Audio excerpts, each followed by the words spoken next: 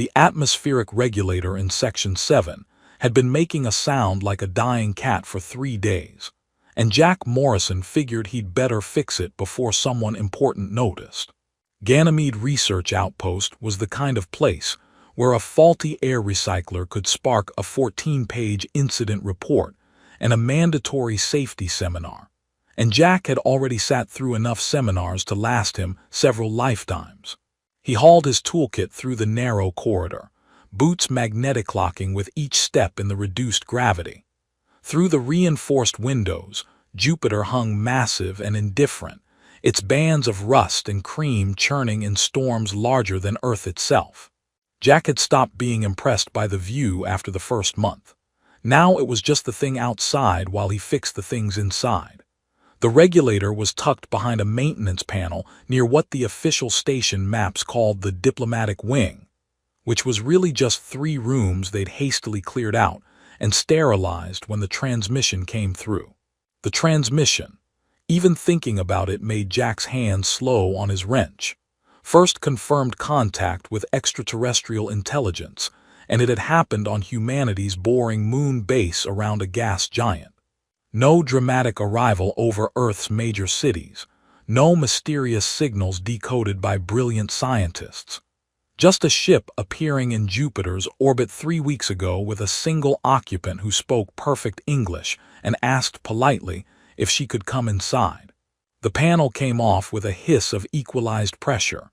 Jack peered into the tangle of tubes and sensors, immediately spotting the problem. Some genius had installed a pressure valve backwards. He snorted. Humanity had mastered interplanetary travel but couldn't manage basic plumbing. "The entropy in your systems is remarkable," a voice said behind him. Jack jerked, cracking his head against the panel frame. He swore creatively, backing out of the maintenance shaft while stars danced in his vision. When they cleared, he found himself looking at her. The alien woman stood 10 feet away, hands clasped loosely in front of her. She wore the plain gray jumpsuit the outpost had provided, which somehow looked entirely wrong on her, like putting a Renaissance painting in a plastic frame. Her face was human enough that Jack's brain kept insisting she was just a regular person, except for the ears that swept up and back from her skull, tapering to delicate points. Her hair fell dark and straight past her shoulders, and her eyes were the color of copper left too long in the rain. "Sorry," Jack said, rubbing his head. "Didn't hear you coming. These boots make a hell of a racket usually." "I have been practicing moving quietly," she said. Her voice had an odd quality, like she was consciously constructing each word. "The others become agitated when they hear me approach."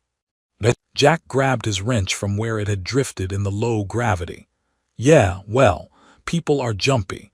It's not every day we get visitors from, He realized he didn't actually know where she was from.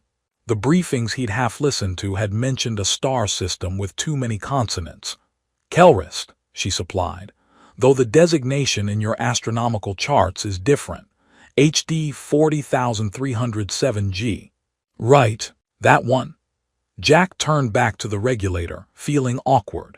He wasn't supposed to be here, definitely wasn't supposed to be talking to humanity's first alien visitor without 17 scientists taking notes. But leaving felt ruder somehow. "I'm just fixing this thing. Temperature regulation's been wonky.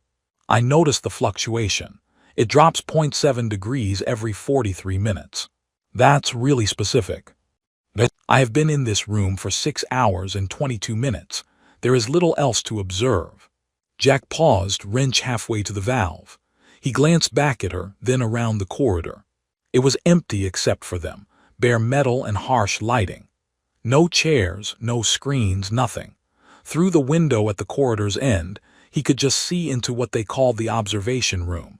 Basically a box with a view of Jupiter and enough sensors to track if someone sneezed wrong. "They just leave you here, alone. Dr. Kemper visits twice daily for language assessment. Others come to take biological readings. Yesterday, someone measured the conductivity of my skin for 37 minutes. She said it without inflection, like she was reading ingredients off a package. Christ, Jack fitted the wrench onto the valve. That's grim. I do not understand the reference. It's just, never mind. Means it's pretty rubbish treatment for a guest. He reversed the valve with a grunt of effort. The regulator's whine immediately dropped to a normal hum. There, should be better now. Temperature ought to stabilize in a few minutes. Thank you. No worries. Jack packed his tools, snapping the case shut. Sorry you're stuck in the boring part of the station. Not that there's an exciting part. Ganymede's basically one big research facility where occasionally something breaks and I fix it. We've got a rec room with a ping-pong table, missing one paddle, if you ever get really desperate. He was babbling. He did that when he was nervous. The alien woman, Lyran, he remembered her name from the bulletins, just watched him with those copper-rust eyes. It was unnerving being looked at so directly. Most people glanced away, checked their tablets, let their attention wander. She observed like she was cataloging every word. Jack hefted his toolkit. Right. I'll let you get back to, monitoring temperature fluctuations. Thrilling stuff. He started down the corridor, boots clunking. Thanks, love. The words came out automatically, the way they always did. Jack set it to the coffee machine when it actually worked, to the supply drone when it delivered on time, to pretty much anyone doing him a favor. He was 3 steps away when he registered that Lyran had gone absolutely silent. He glanced back. She stood frozen, one hand raised slightly as if reaching for something. Her ears had pulled back flat against her skull, and her eyes were wide enough that he could see white around the irises. You all right? Jack took a step back toward her. Look, if I said something wrong, No one ever called me that. Her voice came out barely above a whisper. She was staring at him like he'd just performed magic, or maybe like he'd slapped her. Jack couldn't tell which. Called you what? Love. He scratched his neck, confused. It's just a thing people say. Where I'm from anyway, doesn't mean anything really. Sorry if it's like offensive in your... Not offensive. She lowered her hand slowly. No one has ever, the word for affection, used so. She seemed to be struggling, which was strange because her English had been flawless up until now. Without structure, without intentionality. Jack blinked. It's just friendly. I call the cafeteria lady Love. Called my mum's cat Love once. Something that might have been a smile ghosted across Lyran's face. There, and gone so fast Jack almost missed it. She touched her chest lightly, right over where a human heart would be. In my language, terms of affection require. There is a ceremony, forms to complete, witnesses they are not. She made a gesture like trying to catch smoke. They are not given as you give them. That sounds exhausting. This time the smile stayed longer. Yes, it is exhausting. An alarm chimed somewhere in the distance, shift change probably. Jack knew he should go.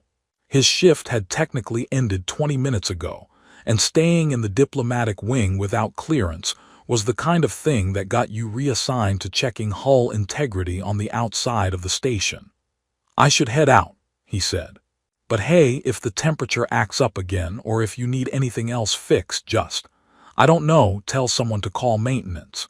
They'll send me or Davies, and Davies is rubbish at conversation, so hopefully me. Jack Morrison. She said his name carefully like she was memorizing the shape of it. Thank you for repairing the regulator, and for, she paused, for the other thing. The other thing being basic human decency. Bar's pretty low out here. He grinned. See you around, yeah. He left before she could answer, before he could say something else stupid or accidentally cause an interplanetary incident with casual British slang. Behind him, Lyran remained in the corridor, still touching her chest, still trying to understand why 2 careless words had felt like the first real thing anyone had said to her in years. Jack whistled as he walked, already thinking about dinner and whether the cafeteria would have anything edible. He'd fix the regulator, have a weird conversation, and go about his day. No big deal. He had no idea he'd just changed everything. The conference room smelled like recycled air and desperation. Jack had been summoned, actually summoned, with an official message on his tablet, to attend what the station director called a cultural exchange briefing. He tried to explain that he was maintenance, not diplomacy, but apparently fixing one regulator near the alien visitor made him some kind of expert. He slid into a seat at the back, hoping to remain invisible. The room was packed with scientists, linguists, and several people in military uniforms who looked like they'd rather be literally anywhere else. At the front, Dr. Sarah Kemper stood beside a holographic display showing what Jack assumed was Lyran's home world. Lots of silver structures and geometric precision that made his eyes hurt. Lyran herself sat in a chair that had been positioned like a specimen on a stage. She wore the same gray jumpsuit, hands folded in her lap, face perfectly neutral. Her ears stayed flat against her skull.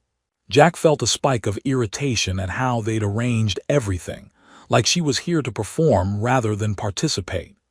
Our guest has agreed to explain the basics of Kelristi's social structure, Dr. Kemper said, tapping her tablet. The hologram shifted to display symbols that looked like someone had sneezed on a keyboard. This is their written language.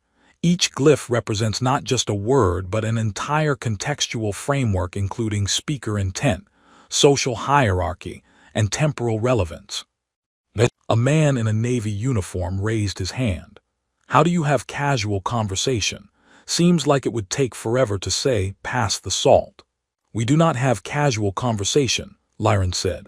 Her voice carried that same constructed quality Jack had noticed before, each word placed with care. All communication serves a function. Efficiency is paramount. Must be fun at parties, Jack muttered. Several heads turned. Dr. Kemper's expression could have flash-frozen coffee. Mr. Morrison, if you have questions, please raise your hand. Sorry, just thinking out loud.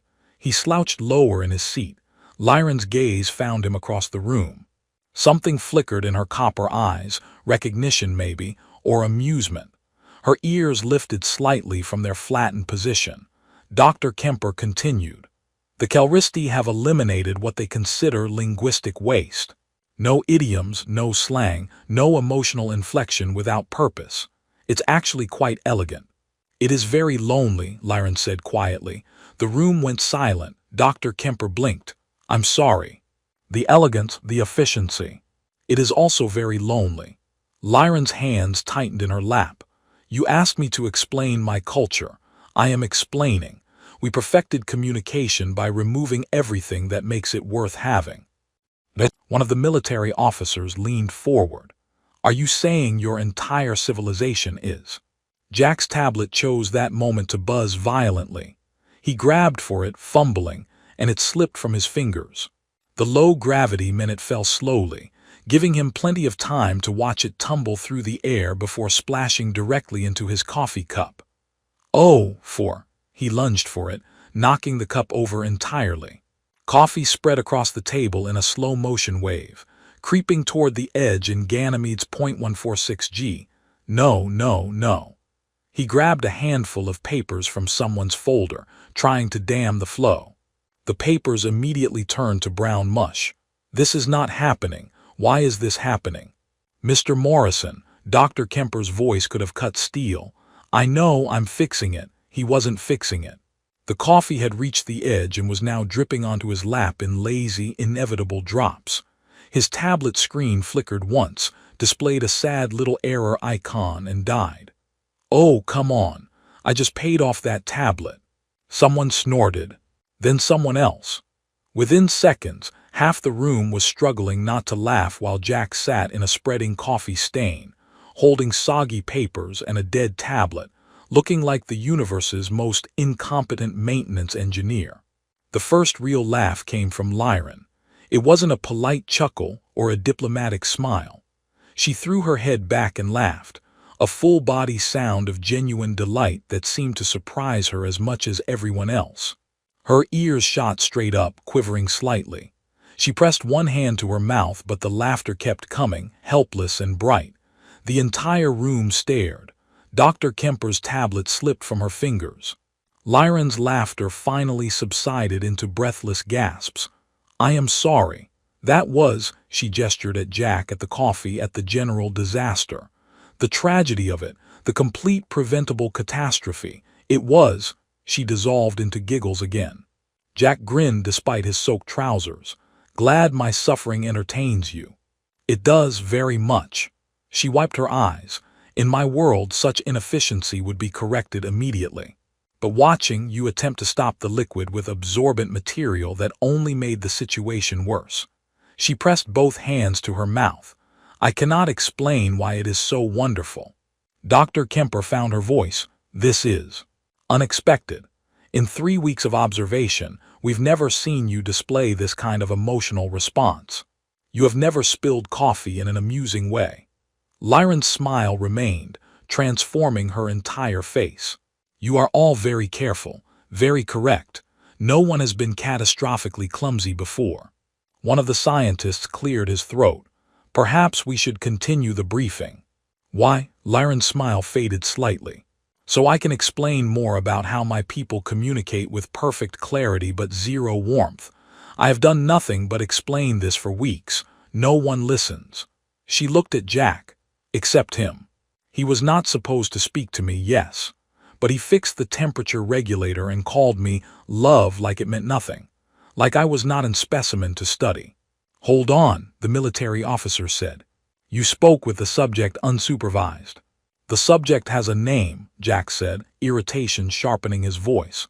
And I fixed a regulator. We talked for maybe 3 minutes. During which you used inappropriate terms of. I said thanks, love. It's British. We say it to everyone. Jack stood, coffee dripping from his clothes. And frankly, if 3 weeks of your proper scientific protocols have gotten you less information than my 3-minute conversation, maybe your protocols are the problem. Dr. Kemper stepped forward. Mr. Morrison, you need to understand. I understand you've got humanity's first alien visitor sitting in an empty corridor for 6 hours at a time, while you measure her skin conductivity. He grabbed his dead tablet and the coffee-soaked papers. I'm not a scientist. I'm barely competent with coffee cups, but even I know that's a rubbish way to treat a guest. He headed for the door, squelching slightly with each step. Behind him he heard Lyron speak. Dr. Kemper, what does love mean? When used as he used it. It's a casual endearment, meaningless really. No, Lyron's voice was firm, not meaningless. He has explained this is how his people show friendliness without ceremony. This is what I have been trying to tell you about human communication. You say words mean nothing when they mean everything. You throw them away like garbage when they are gifts. Jack paused at the door, glancing back. Lyron was standing now, facing the room full of scientists and soldiers. Her ears were up, alert and sharp. She looked more alive than she had during the entire briefing. In my language, she continued, we have a word that means acknowledgement of service rendered with appropriate gratitude. We do not have a word that means, I see you as a person worth kindness even though I do not know you. This is why I volunteered to come here. Because I wanted to find a world where words could be careless and still kind. She looked directly at Jack. Thank you for spilling your coffee. It was the most honest thing I have witnessed since arriving. Jack grinned. Anytime, I'm really good at making a mess.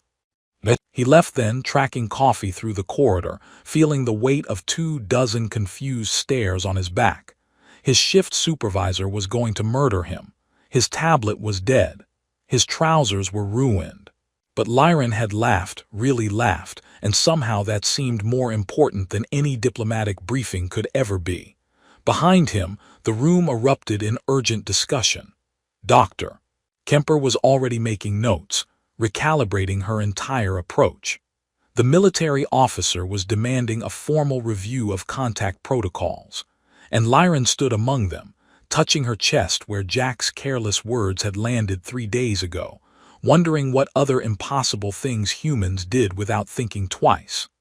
Jack found Lyron in the observation dome 3 days after the coffee incident.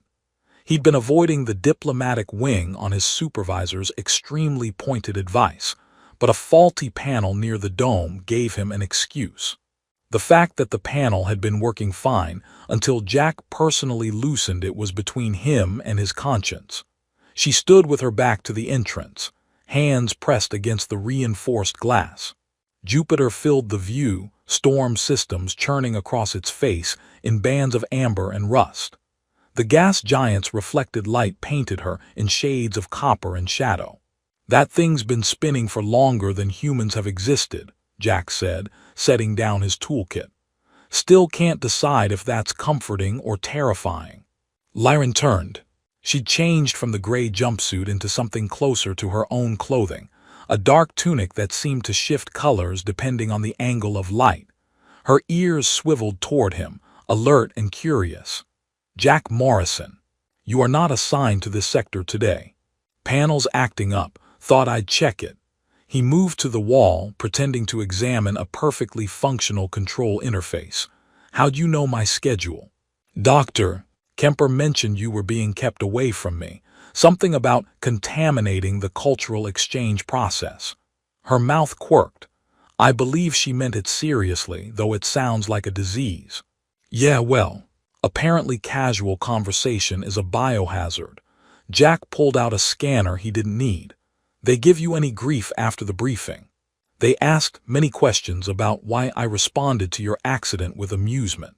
I explained that watching competent failure is fundamentally entertaining. They did not understand." "Competent failure, that's going on my tombstone." Jack abandoned his pretense with the panel and leaned against the wall. "So what's the verdict? Am I a bad influence?" "The worst." Lyran moved away from the window, settling onto one of the bench seats. "Dr. Kemper says you represent everything unpredictable about human behavior." Apparently this is not a compliment. From her it's probably not. Jack hesitated, then sat on the opposite end of the bench.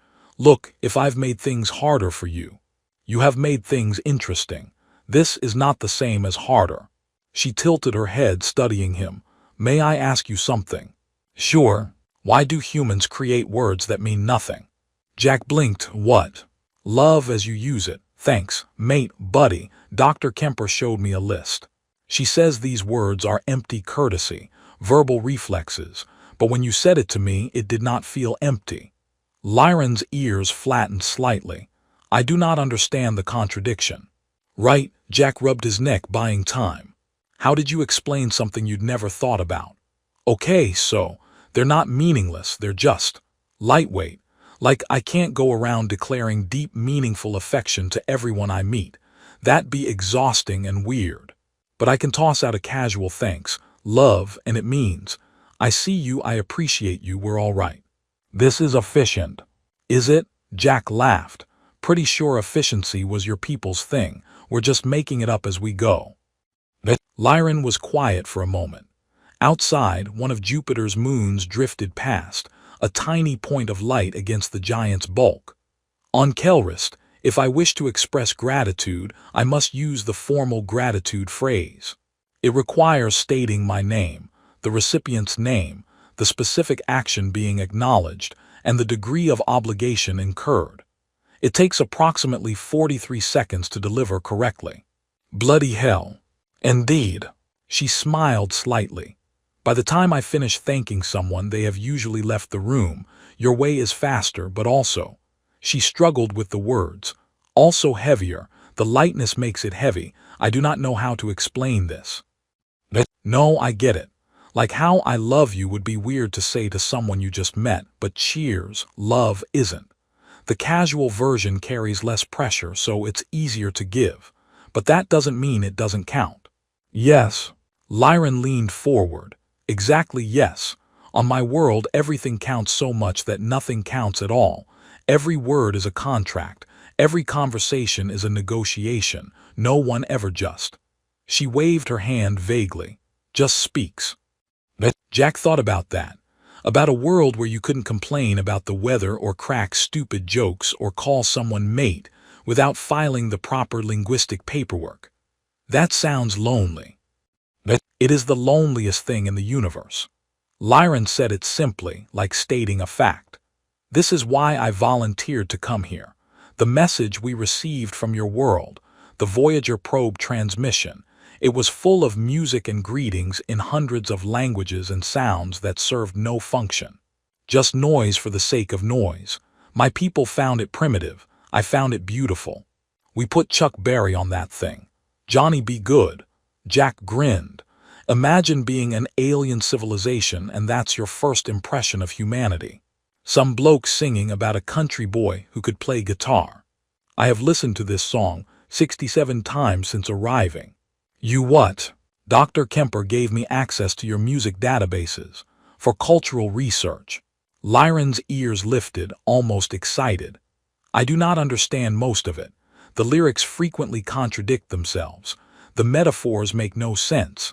In one song, the singer compares love to a battlefield. In another, love is a many-splendored thing. These cannot both be true. They're both true, though, that's the point. But how? Lyron stood abruptly, pacing. How can you function with language that refuses to be precise? How do you know what anyone means? We mostly don't, we guess.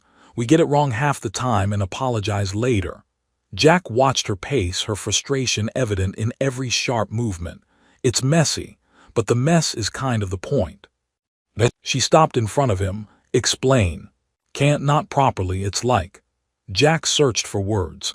Like, you've got this perfect communication system, yeah, everything clear, everything defined. But perfect means there's no room for anything unexpected. No accidents. No spilling coffee and making someone laugh. No calling someone love and meaning it without meaning anything. This makes no sense. Welcome to being human. We're excellent at not making sense. He stood, moving to the window. You want to know the real reason our languages are messy? Because we are. We're walking contradictions. We say things we don't mean and mean things we don't say. We create art that's deliberately ambiguous and then argue about what it means. We're a disaster. Yes, Lyron joined him at the window. I am beginning to understand this. Your entire species is competent failure. Jack burst out laughing. Oh, that's perfect. Can I steal that? Steal. Use it, borrow it. Make it mine through shameless appropriation. You would need to file a request for intellectual property transfer on Kelrist. She paused. But you are not on Kelrist, so yes, you may steal it. They stood side by side, watching Jupiter's eternal storms. A maintenance bot drifted past the dome, its lights blinking in a programmed sequence. Somewhere in the station, an alarm chimed the hour. Jack Morrison. Lyron's voice was soft. On my world, no one ever spoke to me the way you do. Like I am a person who might enjoy conversation rather than a function that requires accurate input. That's rubbish treatment. It is standard treatment. This is worse. She touched the glass, her reflection ghosting over Jupiter's face. I was selected for this mission because I am an excellent xenolinguist. I can decode and interpret any communication system. I have 3 advanced degrees in cultural analysis. I am very valuable. But no one ever called me love. She said it so quietly he almost missed it. No one ever spilled coffee and made me laugh. No one ever asked if I enjoyed conversation. They cataloged my abilities and assigned me purposes, and I thought this was how life was meant to be. Jack didn't know what to say to that. In his world, you called people mate and love and friend without thinking. You complained about the weather and laughed at stupid jokes and made messes that didn't mean anything except that you were human and messy and alive. For what it's worth, he said finally, I think your people are idiots. Lyron's laugh was sudden and bright. This is very rude. Yeah, well, I'm excellent at rude. It's my primary skill. Then I am glad you are here. She turned from the window, meeting his eyes. Thank you for being incompetent at following rules. Anytime, love. Her ears shot up, quivering. She pressed one hand to her chest over her heart. You do it on purpose now. Maybe a bit. It still feels like being struck by something wonderful. Jack grinned. Good. You deserve wonderful things, even if they're just stupid British endearments from a maintenance engineer who breaks more than he fixes. Outside, Jupiter churned on, indifferent and eternal. Inside the dome, Something small and impossible was happening. Two people from different worlds learning that sometimes the best conversations were the ones that made no sense at all.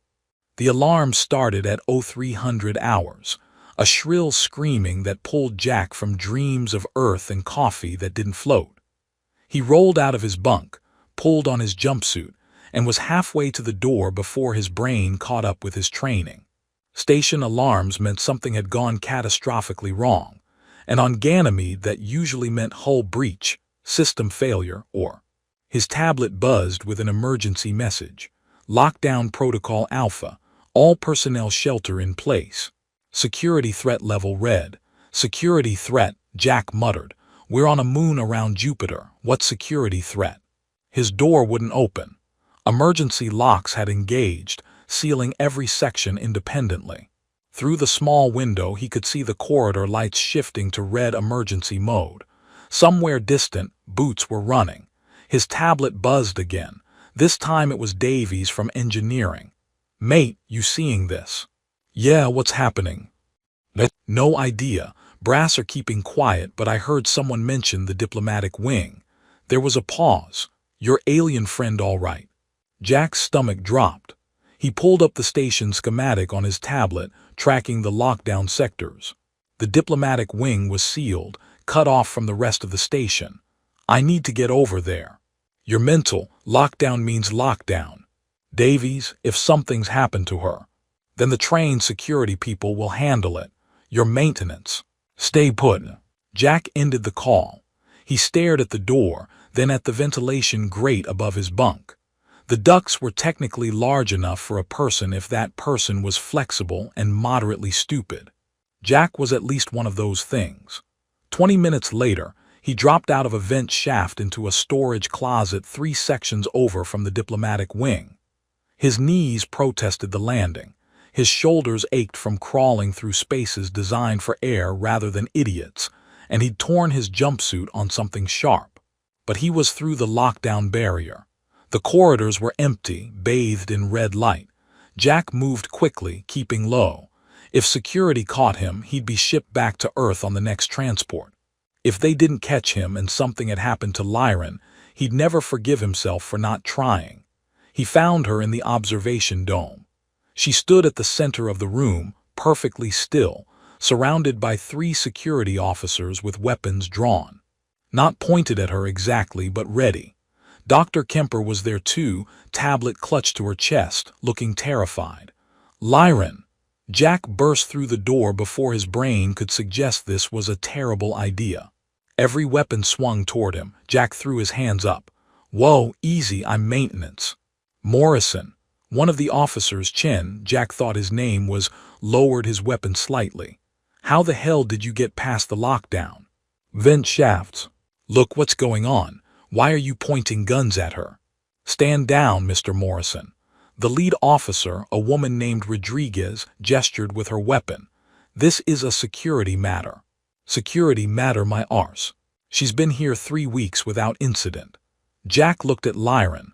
Her face was blank, unreadable, but her ears were flat against her skull. You all right? I am unharmed. Her voice was carefully neutral. There has been a misunderstanding. Misunderstanding. Dr. Kemper's voice cracked. Your ship just activated. Without warning, we detected a massive energy surge from Jupiter orbit. My ship is running diagnostics. This is scheduled maintenance. I informed your staff 2 weeks ago. We have no record of.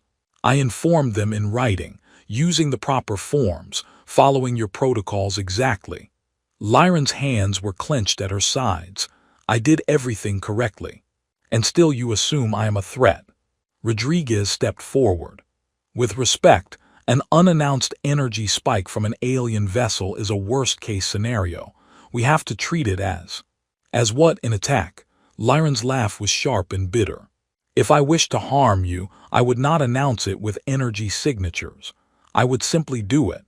My ship's defensive systems could sterilize this entire station in 0.4 seconds. Do you think I need to be subtle? The temperature in the room dropped several degrees. Chen's finger moved closer to his trigger. Okay. Jack moved between Lyran and the officers, which was possibly the stupidest thing he'd done all night. Everyone just breathe. Lyran, maybe don't mention the sterilizing thing. Really not helping. Rodriguez, she's been nothing but cooperative. Can we maybe not shoot first and ask questions later? Mr. Morrison, you are not authorized. Yeah, I know. Not authorized for anything. But I'm also the only person here she's had a normal conversation with, so maybe use me for something useful. He turned to Lyran. Your ship. Can you turn off the diagnostics? Show them it's not a threat. I could, but I will not. Her copper eyes were cold. I followed their rules. I submitted the proper documentation. I did everything a guest should do. And the moment something happens they do not immediately understand, they point weapons at me. She looked at Rodriguez. This is not how you treat someone you trust. We don't know you well enough to trust you, Rodriguez said. Then you should not have accepted my presence here. Lyran's voice was sharp enough to cut. You cannot have it both ways. You cannot study me like a specimen and then be surprised when I do not behave like a grateful pet. Nobody's treating you like a pet, Jack said. No. Then why am I monitored every moment? Why are my communications logged and analyzed? Why do I require permission to access basic station facilities? Her ears were quivering now. On my world I was valuable. Here I am dangerous. The only difference is that here some of you occasionally pretend otherwise. Dr. Kemper stepped forward. Lyran, please understand our position. I understand perfectly. You are afraid. This is reasonable, but do not dress your fear in protocols and claim it is professionalism. She looked at Jack. You asked me once why I volunteered for this mission. I told you I wanted to find a world where words could be careless and kind. I think I was wrong. I think humans are just as careful as my people. You simply hide it better. That stung. Jack opened his mouth to argue, then closed it, because she wasn't entirely wrong, was she? The station had treated her like a fascinating threat from day one. He'd been the exception, not the rule. Right. He turned to Rodriguez. Here's what's going to happen. You're going to lower those weapons. Then Lyran's going to explain her ship's diagnostics routine, probably in excruciating technical detail that'll make all our eyes glaze over. Then we're going to verify her story, find the paperwork she filed that someone definitely lost, and everyone's going to feel really stupid about the panic. How's that sound? Rodriguez's jaw tightened. Morrison, or we can keep standing here with weapons drawn at someone who could sterilize the station in 0.4 seconds, and hope that doesn't make her reconsider the whole peaceful contact thing. Jack crossed his arms. Your call, boss. The silence stretched. Jupiter turned outside the dome, unconcerned with human drama. Finally, Rodriguez lowered her weapon. Chen, contact the command center. Tell them we need the diplomatic wing documentation from 2 weeks ago. All of it. Chen nodded, stepping away to speak into his comm. The other officer kept his weapon ready but pointed at the floor. Thank you, Lyran said quietly. Don't thank me yet.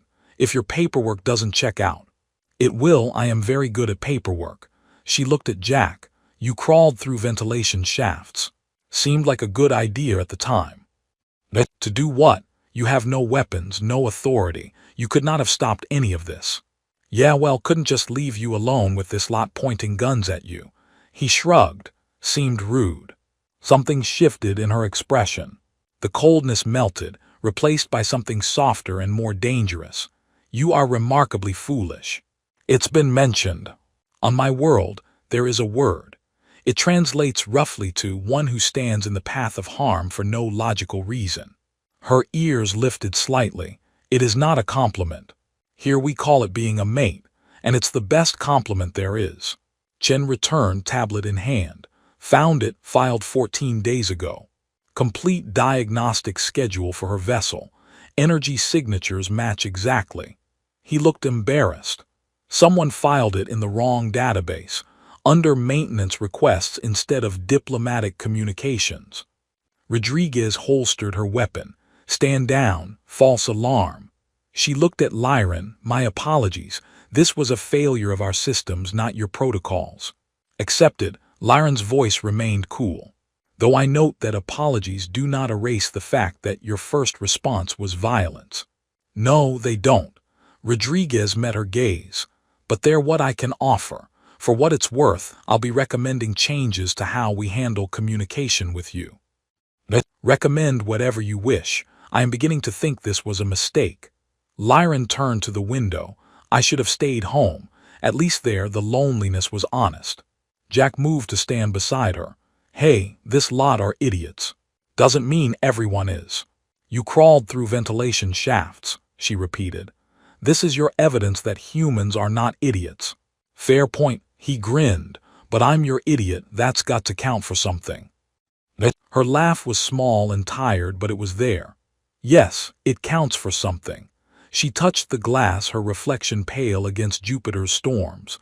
Jack Morrison, if I asked you what mate means, what would you say? Someone who's got your back, even when it's stupid, especially when it's stupid. This is what I thought. She turned to face him fully. On my world, we have no word for this. We have colleague and designated partner and contractual associate. But no word for someone who would risk punishment to ensure you are safe. Well, now you've got one, mate. Her ears lifted, quivering. She reached out, hesitated, then lightly touched his hand. Thank you for being foolish enough to care. Behind them, the security team was filing out. Dr. Kemper lingered, looking like she wanted to say something, then thought better of it and left. The lockdown alarm ceased, replaced by normal lighting.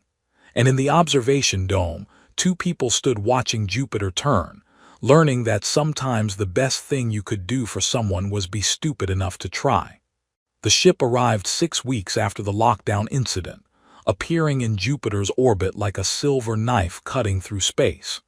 It made the station's sensors scream with recognition patterns, and within an hour, everyone on Ganymede knew what it meant. Lyron's people had come. Jack found her in the observation dome because of course she was there. She stood at the window with her hands pressed to the glass, watching her people's vessel hang motionless against the stars. It was beautiful in a way that made his teeth ache, all geometric precision and flowing lines that seemed to suggest movement even in stillness. Bit flashy, he said, setting down 2 coffee bulbs. Our ships look like cargo containers with engines strapped on. Yours looks like someone asked an artist to design a starship. Form follows function. The design reduces gravitational drag and enhances. She stopped. You are attempting to distract me with conversation. Is it working? No, but she took the coffee he offered. They are demanding I return. The transmission was very clear. My mission is complete. Cultural exchange parameters have been satisfied. I am to come home. Are you going? She didn't answer immediately. Outside, the silver ship rotated slowly, catching Jupiter's light. Smaller vessels were detaching, heading for the station. I do not know, this surprises me. I should know. On Kelris, decisions are logical processes. You analyze variables, calculate optimal outcomes, choose accordingly. But I have been here for 2 months, and I have learned that humans do not decide things logically. We really don't. Jack sipped his coffee. We use our gut, our heart. We flip coins and then realize which side we were hoping for.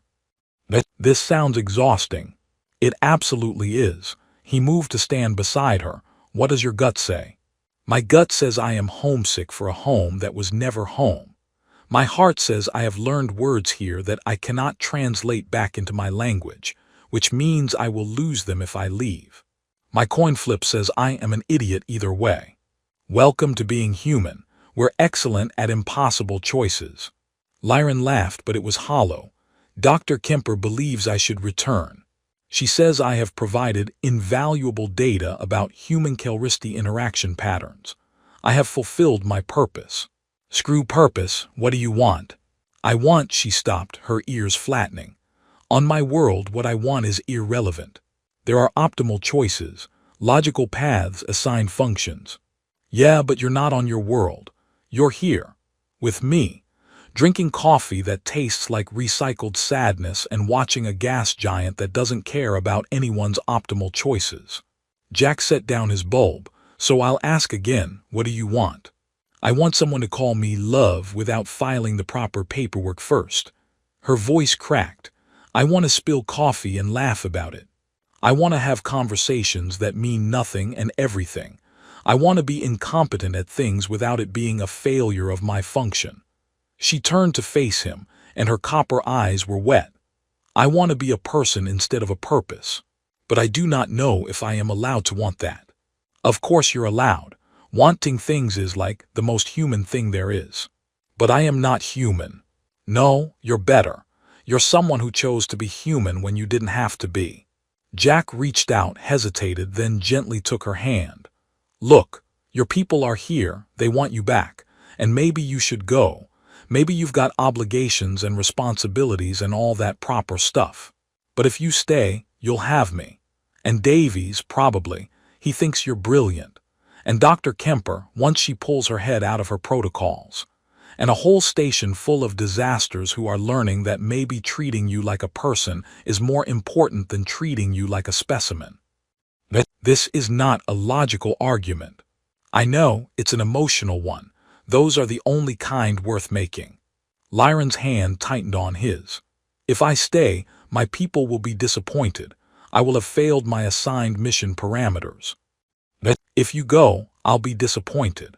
Because you're my mate, and mates don't want mates to be miserable just to satisfy someone else's mission parameters. Your language is terrible. Mate can mean friend or colleague or romantic partner or teammate. How does anyone communicate? Badly, we communicate badly, but we keep trying anyway. The comm system chimed. A voice spoke in a language that sounded like wind through crystal, Kelristi. Lyron's entire body went rigid. She responded in the same language, her voice taking on that constructed quality Jack had heard in their first meeting. The conversation lasted maybe 30 seconds. When it ended, she looked exhausted. They are docking in 1 hour. A delegation will meet with station leadership. I am to prepare for departure. And are you preparing? I am standing here holding your hand and drinking terrible coffee and trying to remember how to be the person I was before I came here. She looked down at their joined hands, but I cannot remember her. That person followed rules and fulfilled functions and never questioned her purpose. I do not know how to be her anymore. Good, she sounds boring. She was very boring, very efficient, very alone. Lyron squeezed his hand. Jack Morrison, will you teach me more words that mean nothing? What, like right now? Yes, before they come. Before I have to decide, teach me careless words. Jack thought about it. All right, cheers. Means thanks or goodbye or congratulations or just general good feelings. Use it whenever. Cheers, she repeated carefully. Brilliant. Can mean smart or great or just generally good. Also works sarcastically. That is confusing. Yeah, that's English for you. Mate, but you know that one. Lovely, sorted, proper. Oh, and in it, which is just asking for agreement but sounds like you're sneezing. These words are ridiculous. They really are. But they're ours. Humanity's gift to the universe. Ridiculous words for ridiculous people. Lyron smiled. I think I shall miss being ridiculous. Shall? Jack raised an eyebrow. That's past tense implying future absence. You've decided then. No, yes, perhaps. She pulled her hand away, wrapping both arms around herself. My people need me. I am their expert on human interaction. I have data they require. Relationships to facilitate. I have a purpose. Right, purpose. Jack nodded slowly. And what about what you need? What I need is irrelevant. Is it? Because from where I'm standing, what you need is to not go back to a place where you're just a function with a serial number. I do not have a serial number. You know what I mean. She did. He could see it in the way her ears drooped, in the slump of her shoulders. Outside, the silver ship waited, patient and beautiful and utterly cold. The hour passed too quickly. Station leadership assembled in the main docking bay. Commander Williams, Dr. Kemper, various officials who'd barely spoken to Lyron during her entire stay. Jack stood at the back, technically not invited but also not technically banned. The Calristi delegation emerged from their shuttle like living mathematics. 4 of them, faces similar enough to human that it hurt, ears swept back in identical angles. They wore garments that seemed to be made of light itself, and they moved with such precise synchronization that Jack's skin crawled. They spoke. Commander Williams responded. Translation software handled the gap between languages, turning crystal wind into flat English and back again.